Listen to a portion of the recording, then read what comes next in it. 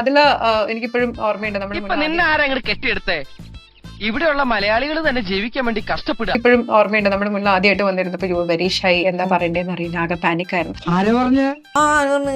ഇവളുണ്ടല്ലോ 10 രൂപ കൊടുക്കാന്ന് പറഞ്ഞ പൂരപ്പറമ്പിൽ പബ്ലിക് ആയിട്ടിരുന്ന് മൂത്ര വയ്ക്കുന്ന കക്ഷിയാ. 50,000 രൂപ കൊടുത്ത വോട്ട് മേടിച്ചു തരാന്നൊക്കെ പറഞ്ഞു.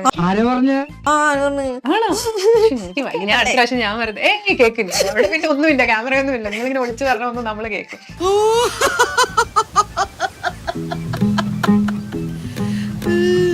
അപ്പൊ അത്രയും കൊടുത്താൽ മതി എന്ന് പറഞ്ഞു. പക്ഷെ അറിയില്ലായിരുന്നു, ഞാൻ പോയില്ലായിരുന്നു. ഇറക്കുന്ന 50,000 രൂപ. അത് പറഞ്ഞപ്പോ നീ എന്തിനാ ഞെട്ടിയത്?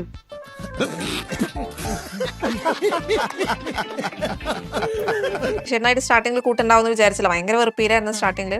പിന്നീട് പുള്ളി ലൈക്ക് ഇങ്ങോട്ട് പറയുന്നത് ഞാൻ അങ്ങോട്ട് പറഞ്ഞു. മൊത്തത്തിൽ എങ്ങനെ ഒരു ബോണ്ട് വന്നു എന്നെ അറിയത്തില്ല. ചേട്ടൻ വൈബ്.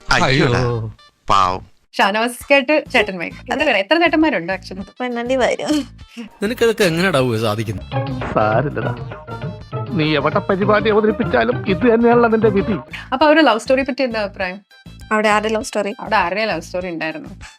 ആസ് ഇഫ് ഞങ്ങൾ ആരും കാണാത്ത പോലെ. സഹിക്കാൻ പറ്റണ്ടേ, ഞാനൊക്കെ മാറി കരയേന്.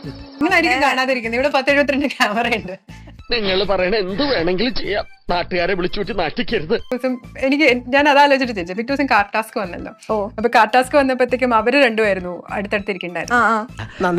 അപ്പം അതിന്റെ കറക്റ്റ് ഇടയില് അതിലായിരുന്നു എനിക്ക് മനസ്സിലായി. ഈ വേഷം കെട്ടുന്ന എന്റെ അടുത്ത് വേണ്ട. യുവരിലേക്ക് ഇങ്ങനെ നോക്കിയിരിക്കുന്നത്. അങ്ങനൊന്നും തോന്നിയിട്ടൊന്നുമില്ല. ഇവൻ അത് വേണ്ട.